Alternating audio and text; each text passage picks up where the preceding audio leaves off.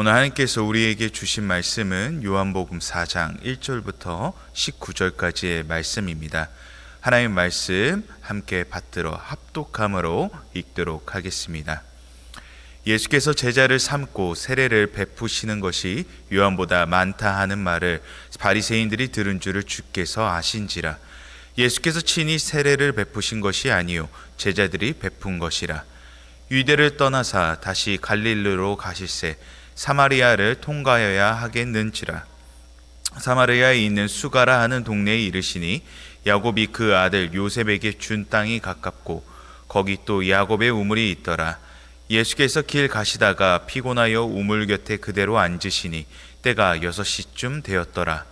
사마리아 여자 한 사람이 물을 기르러 왔음에 예수께서 물을 좀 달라 하시니 이는 제자들이 먹을 것을 사러 그 동네에 들어갔음이러라. 사마리아 여자가 이르되 당신은 유대인으로서 어찌하여 사마리아 여자인 나에게 물을 달라 하나이까 하니 이는 유대인이 사마리아인이과 상종하지 아니함이러라. 예수께서 대답하여 이르시되 내가 만일 하나님의 선물과 또 내게 물 좀 달라 하는 이가 누구인 줄 알았더라면 내가 그에게 구하였을 것이요 그가 생수를 내게 주었으리라. 여자가 이르되 주여 물기를 그릇도 없고 이 우물은 깊은데 어디서 당신이 그 생수를 얻겠사옵나이까. 우리 조상 야곱이 이 우물을 우리에게 주셨고 또 여기서 자기와 자기 아들들과 짐승이 다 마셨는데 당신이 야곱보다 더 크니이까. 예수께서 대답하여 이르시되 이 물을 마시는 자마다 다시 목마려니와 내가 주는 물을 마시는 자는 영원히 목마르지 아니하리니 내가 주는 물은 그 속에서 영생하도록 솟아나는 샘물이 되리라. 여자가 이르되 주여 그런 물을 내게 주사 목마르지도 않고 또 여기 물 기르러 오지도 않게 하옵소서. 이르시되 가서 내 남편을 불러오라. 여자가 대답하여 이르되 나는 남편이 없나이다. 예수께서 이르시되 내가 남편이 없다 하는 말이 옳도다. 너에게 남편 5이 있었고 지금 있는 자도 내 남편이 아니니 내 말이 참되도다. 여자가 이르되 주여 내가 보니 선지자로소이다. 아멘. 본문 1절에서 세례 요한이 세례를 베푼 것보다 예수님이 세례를 베푸신 횟수가 많아졌다라고 말합니다. 이제 예수님의 사역이 더욱 확장됨에 따라 이것은 사실 적대적 유대인들과의 관계가 점점 악화되어 가고 있다라는 것을 말하고 있는 것입니다. 한편 예수님은 니고데모와 만난 이후 유대를 떠나 이제 갈릴리로 향하게 되십니다. 유대에서 갈릴리로 향하는 가장 단거리 길은 사마리아를 가로질러 가는 길입니다. 그러나 엄격한 유대인들은 사마리아를 가로지러 가는 것이 아니라 크게 우회하여 가기를 원합니다.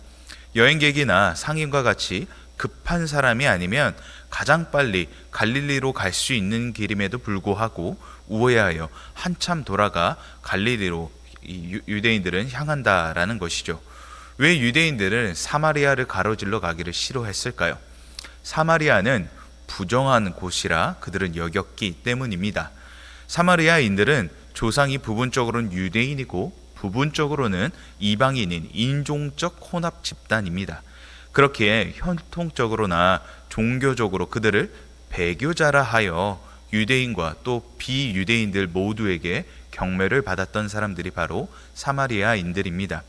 열왕기하 17장을 보면 이스라엘 포로기 시절 아수르 왕이 외국인을 데려와 사마리아를 정착하게 됩니다. 그리고 시간이 흐름에 따라 그 지역에 남아있던 외국인들과 일부 유대인들이 통혼하게 됩니다. 유대인들의 관점을 보면 사마리아인들은 비유대인 문화에 강하게 동화되었고 또 이 메소포타미아에서 온 이주민들과 통혼하였기에 그들은 하나님의 율법을 어긴 이방인과 혼인을 맺는 자라 배척하였습니다. 그런데 재미있는 것은요, 유대와 갈릴리 사이에 있는 이 지역의 많은 주민들은 사실 북왕국 이스라엘의 후예입니다. 그렇기에 사마리아인들 또한 자신들의 고유한 이 형태의 모세오경이나 그리심 산에 있는 자신들의 고유한 성전이 있었음과 더불어 자신들만의 고유한 이스라엘의 역사 해석도 가지고 있었습니다. 어쨌든 그들을 가리켜 유대인들은 배교한 자들이라 라고 이야기합니다. 즉 부정한 자라 일컬으며 유대인들은 상종하지 않았다라는 것입니다. 한편 4절에 예수님께서는 사마리아를 지나 갈릴리로 가시게 됩니다. 이는 예수님의 여정이 하나님의 주권적이고 섭리적인 계획임을 가리킵니다. 하나님께서 왜 사마리아 땅을 지나가게 하셨을까요? 그중 왜 사마리아 땅에 잠시 머물러 쉬게 하셨는지 오늘 이 사마리아 여인과의 만남을 통해 함께 살펴보기를 원합니다. 5절에 수가라는 동네에 예수님과 제자들이 도착하게 됩니다. 수가는 갈릴리와 예루살렘 중간 정도에 위치한 곳이죠. 분모는 이곳이 야곱이 요셉에게 준 땅과 가깝다고 합니다. 그리고 6절에 가리켜 이곳은 야곱의 우물이 있는 곳이라 합니다. 야곱의 우물은 어떤 곳입니까? 야곱이 하몰의 아들들에게 산 땅이자 나중에는 요셉의 장지로 역할을 하는 곳이죠.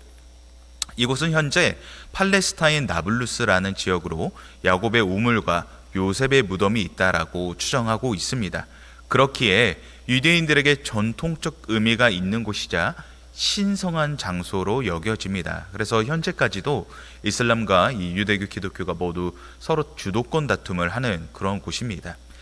현재까지도 사마리아인들은 그리심산에서 함께 모여 유월절 제사를 지나며 그들의 신앙을 지키고 있는 모습을 볼 수가 있습니다. 이제 예수님은 사마리아로 향하시다가 이곳 수가에서 잠시 머물러 쉬시게 되십니다. 이는 예수님의 완전한 인성을 강조하는 장면이기도 하지요. 이곳에서 예수님은 사마리아 여인을 우물가에서 만나시게 되는데 때는 6시로 유대인의 시간으로는 정오에 해당합니다. 즉 가장 뜨거운 시간대에 해당한다라는 것이죠. 그렇게 보통 여인들은 이 서늘한 아침이나 저녁에 물을 기르러 나오게 됩니다. 하지만 사마리아 여인은 가장 뜨거운 햇빛이 떴을 때에 물을 기르러 나온다라는 것이죠. 그러한 이유가 있는 것은 이 여인의 행실이 좋지 못하기에 비난받을까봐 하여 이 우물가에 뜨거운 정오 시간에 나왔다는 것입니다. 누구도 찾지 않고 멸시하는 여인에게 예수님은 먼저 말을 거시는 장면이 7절에 나오게 됩니다. 함께 우리 7절 읽어보도록 하겠습니다. 사마리아 여자 한 사람이 물을 기르러 왔음에 예수께서 물을 좀 달라 하시니 그녀는 앞서 3장의 니고데모와 완전히 반대되는 인물입니다. 니고데모는 유대인 중에 유대인이요 그들 중에서도 선생으로 율법을 그 누구보다 잘 아는 자였습니다. 반면 오늘 소개되는 사마리아 여인은 니고데모와 완전히 반대점에 있는 인물입니다. 율법을 잘 지키는 것은 물론이요 사람들에게 인정받는 사람도 아니었습니다. 심지어 가장 천대받는 여인이었죠. 그러한 비참한 처지에 있는 사마리아 여인은 그 누구도 찾지 않았으며 말을 걸기조차도 하지 않았습니다. 그러한 그녀에게 예수님이 다가와 먼저 말씀을 건네신 것입니다. 9절에 예수님께서 물을 구하자 사마리아 여인은 굉장히 소스라치게 놀라게 됩니다. 유대인이 어찌 사마리아인께 구하냐 예수님께 반문을 하고 있다라는 것이죠. 상종하지 않다에서 상종은 물건들을 함께 사용하다라는 뜻입니다. 즉 상종하지 않다는 것은 무엇입니까? 그 어떠한 물건도 만지거나 공유하지 않다라는 것이죠. 다시 말해 사마리아인들의 물건은 부정하다 여겨 공유조차 하기 싫었다라는 것입니다. 이와 같은 사마리아 여인의 반응을 통해 당시 유대인들이 사마리아인들을 어떻게 생각하는지 또 알 수 있는 장면이죠. 이에 10절에서 예수님은 이렇게 말씀하십니다. 나를 알면 오히려 구함으로 생수를 주실 것이라 라고 말씀하십니다. 여기서 생수는 이중적 의미를 수반하고 있습니다. 하나는 신선한 샘물을 가리키기도 하지만 생수는 성도 안에 거하는 성령으로 표현이 됩니다. 즉 누구든지 구하면 주실 것이라는 마르지 않는 생수를 얻을 것이라 라고 말씀하고 계신 것이죠. 사마리아 여인은 예수님께서 어떠하신 분인지 알았으면 그녀는 반문보다 오히려 주님께 구하였을 것이라는 말씀을 하고 계신 것입니다. 이어 15절에 사마리아 여인의 반응을 보면 예수님의 말씀을 알아들은 것처럼 이렇게 보입니다. 그는 마치 깨달은 듯 예수님께서 메시아이시면 영원히 목마르지 않는 물을 주실 분이라라고 여기는 것처럼 보입니다. 그런데 이는 니고데모와 동일하게 문자적으로 예수님을 신뢰하는 거였습니다. 사람의 여인은 비아냥거리듯 할 수 있으면 해보라는 식으로 말했다라는 것입니다. 그렇게 16절에서 17절에 예수님께서 남편을 불러오는 반응에 저는 남편이 없습니다 라고 퉁명스럽게 반응하고 있는 것이 아니겠습니까? 이런 사마리아 여인의 반응에 예수님께서는 이미 너에게 남편이 5이 있고 지금 있는 자도 내 남편이 아님을 밝히고 계십니다. 이는 사마리아 여인을 비난하고자 하시는 말씀이 아니라 단순히 함께 사는 것으로 결혼 생활이 이루어지는 것이 아니라는 뜻을 담고 있는 것입니다. 이는 여인의 처지를 이미 알고 계시는 예수님의 신성을 엿봄과 동시에 여인이 자신의 처지를 고백하는 자신의 진실된 모습을 보기 시작한다라는 것을 의미합니다. 그렇습니다. 사마리아 여인은 17절에 나는 남편이 없다라고 고백하고 있는 것은 그녀 자신의 비참한 처지와 정말 하나님의 긍휼과 은혜가 필요함을 알리는 고백이라는 것입니다. 예수님께서 이미 알고 계심에 놀란 사마리아 여인은 이제 보니 선지자이십니까? 라고 하며 물어봅니다. 내가 보니로 번역된 데오로는 시각의 중요한 변화가 생겨났음을 나타냅니다. 이 단어는 그녀가 예수님의 행동과 숨겨진 사실을 아는 이 지적 능력에 대한 관찰과 경험을 통해 예수님께서 선지자라는 사실을 확신하게 되는 장면이라는 것입니다. 예수님의 실체에 대해 완전한 인식은 아닐지라도 조금 전까지만 해도 그저 한 유대인에 불과한 줄 알았던 그 분이 그녀의 인식 속에서 완전히 변하였다라는 것을 말하고 있는 것이죠. 예수님이 누구신지를 아는 것은 사실 쉬운 일이 아닙니다.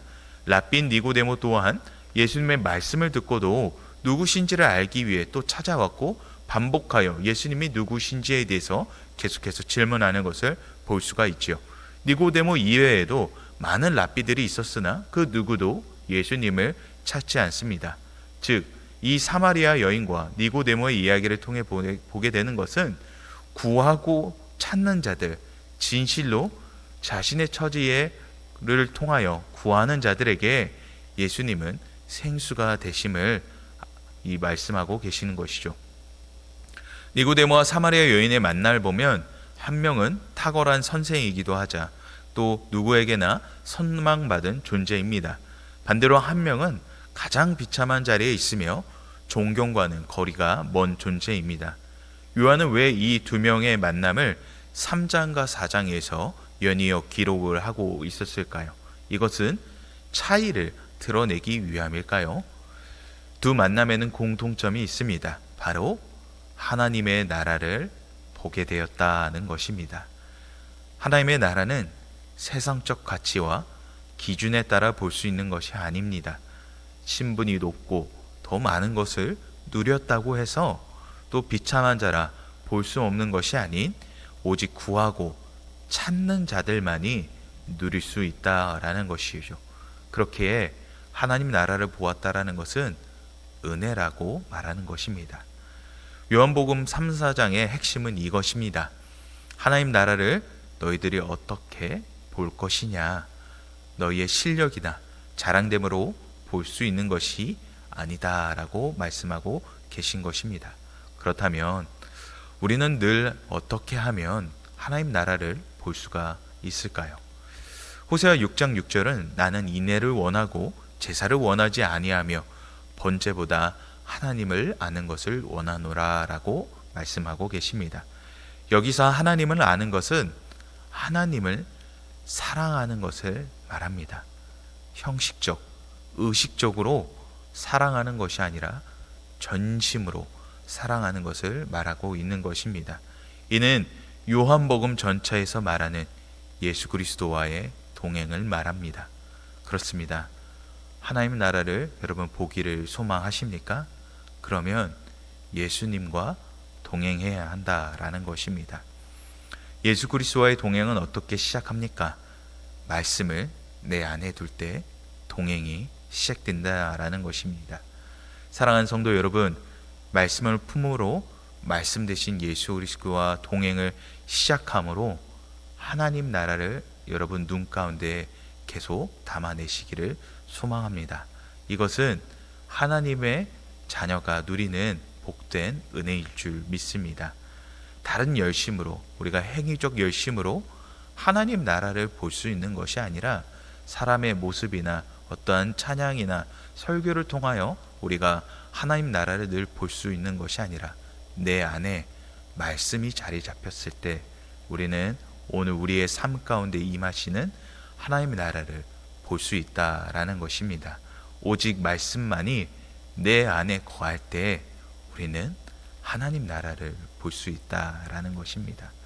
그러므로 내 안에 말씀을 새기기를 소망합니다. 빌립보서 2장 5절 우리 함께 읽어보도록 하겠습니다. 너희 안에 이 마음을 품으라 곧 그리스도 예수의 마음이니.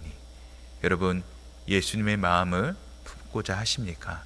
그러면 말씀을 내 안에 새기시기를 바랍니다. 그때 예수님의 마음이 우리의 가운데 운행함에 따라 오늘 우리의 가장 작은 삶에서 또 가장 많은 여러 가지의 우리의 삶의 여정 속에서 예수님의 마음으로 행함을 경험하게 되실 줄을 믿습니다. 말씀이 내 안에 있으므로 그 풍성함, 그 풍족함을 여러분 누리시기를 바랍니다. 마치 이 말씀을 내 안에 두는 것은요, 마치 폭풍과도 같은 강한 바람이 우리가 찬양을 할 때 또 여러 가지 그 은혜되는 연약력들을 받았을 때 눈물이 흘러나오는 것처럼 늘 여러분 안에 말씀이 새겨지면 감격이 우리 안에 계속해서 다가온다라는 것을 우리가 알 수 있습니다. 그러므로 사랑하는 성도 여러분, 말씀을 우리 안에 계속해서 늘 읊조리시며 또 새기시기를 바랍니다.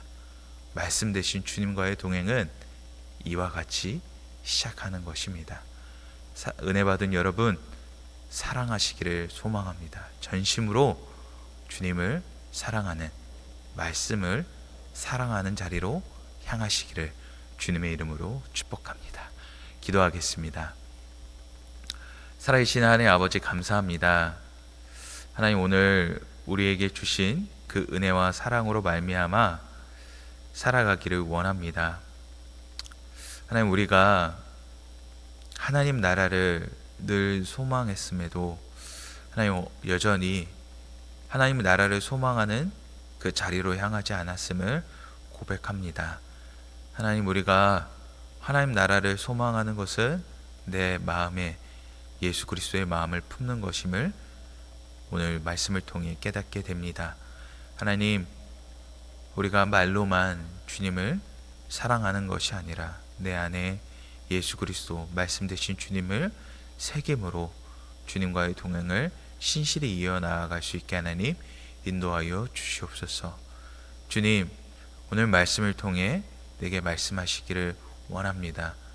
사마리아 여인처럼 이미 우리의 모든 것을 아시는 주님께 하나님, 우리가 털어놓지 못할 것이 무엇이 있겠습니까? 하나님, 주님 앞에 모든 것을 내려놓음으로 오늘도 주님과의 동행을 시작하기를 원합니다.